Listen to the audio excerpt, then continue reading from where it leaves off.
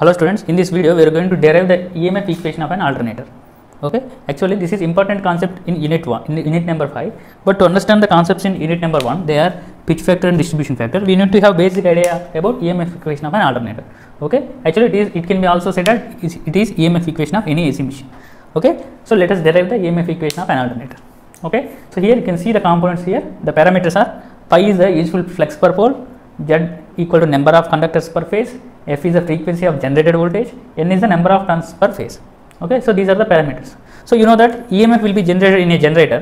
That is what we are going to calculate. Okay, so the frequency of generated voltage is F here, the number of conductors used in the machine are Z here, and the useful flux per pole is pi, and N is the number of turns per phase. Okay, you know the turns are nothing but N/T, which is equal to Z by 2.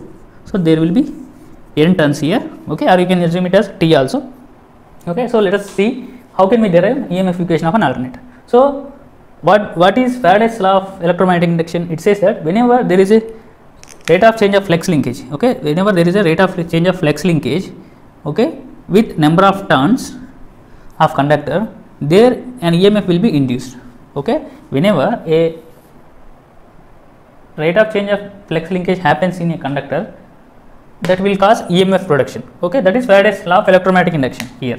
So this is Faraday's law of electromagnetic induction. So this whole expression is nothing but Faraday's first law of electromagnetic induction. That means whenever a time varying magnetic field links with the conductor, that will generate EMF. Here the EMF, this is my induced EMF. E small is nothing but induced EMF. And rate of change of flux linkage is, I am mentioning it as psi. Okay, psi is nothing but flux linkage, and that is given as pi cos omega t. Okay, as our flux is a sinusoidal wave, that is represented as pi cos omega t. Okay, so here I am going to derive the expression for EMF equation of an alternator. So in flux linkage, rate of change of flux linkage, I am going to substitute psi value, which is pi cos omega t. Okay, here if you derive this, if you derivate this cos omega t, you will be left with omega times minus sin omega t. Here omega times minus omega minus sin omega t. Okay, if I multiply minus and minus, that will be plus n pi omega sin omega t. Okay, so this omega can be written as, omega is angular velocity, that can be written as 2 pi f. Okay, so in place of omega, I am going to replace with 2 pi f. Okay, in place of omega, I am going to replace 2 pi f. Okay, that will become 2 pi f n pi sin omega t. Okay, so this whole term I am assuming it as E maximum. Okay, maximum EMF. Okay, peak value of EMF I can say. So this whole term I am assuming it as E maximum. E maximum is nothing but 2 pi f n pi. Okay, here this is a peak value of induced EMF. So in order to get RMS value of induced voltage, the peak value by root 2 will give my RMS value of our induced voltage. Here ERMS, induced voltage RMS, equal to E maximum by root 2, because the production of EMF is AC here. So I have to derive the RMS value here instead of maximum value. So the RMS induced voltage equal to E max by root 2. That will become, E max is nothing but 2 pi f n pi, that will be divided with root 2 to get RMS value. So that will be equal to, if you cancel out root 2 times pi, n pi f will be left over. Okay, if you multiply root 2 with pi, you will be left with 4.44 into n pi f. So this is the EMF equation, RMS value of EMF equation of any AC machine. This can be applicable to transformer also. Okay, so but the condition here is, this is the production of EMF when the winding is concentrated and full pitched. Okay, this is the production of EMF. This EMF is produced whenever our alternator is concentrated and full pitched. Okay, that means there will be no problem with concentrated and distribution winding. Sorry, there is no problem with concentrated and full pitched winding with this EMF expression. But the practical use of winding is short pitched and distributed. That means we know that what is short pitched.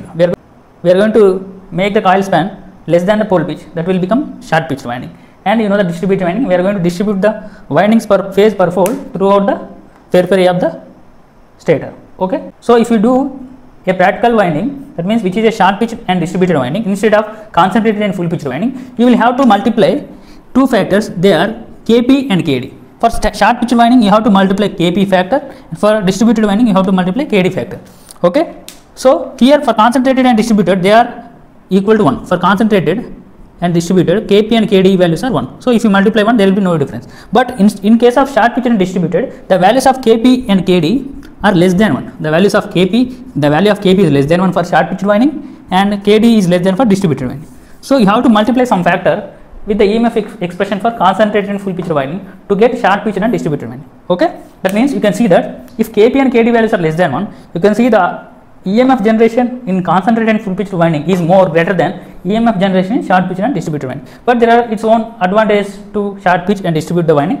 I am going to tell you in the 5th unit. But we have to multiply this Kp and Kd to our EMF equation of an alternator whenever we are doing short pitching and distribution of winding. So that is the idea. So what is the function of Kp and Kd means we are going to multiply them to our EMF equation when our winding is concentrated and full pitch winding to get whenever we are short pitching and distributing the winding. Okay, we have to multiply these values to this equation to get this equation. Okay, so that is the idea. So how can you derive these two will be explained in the next class. Okay, I hope you understand. So this is the EMF equation of concentrated and full pitched winding alternator.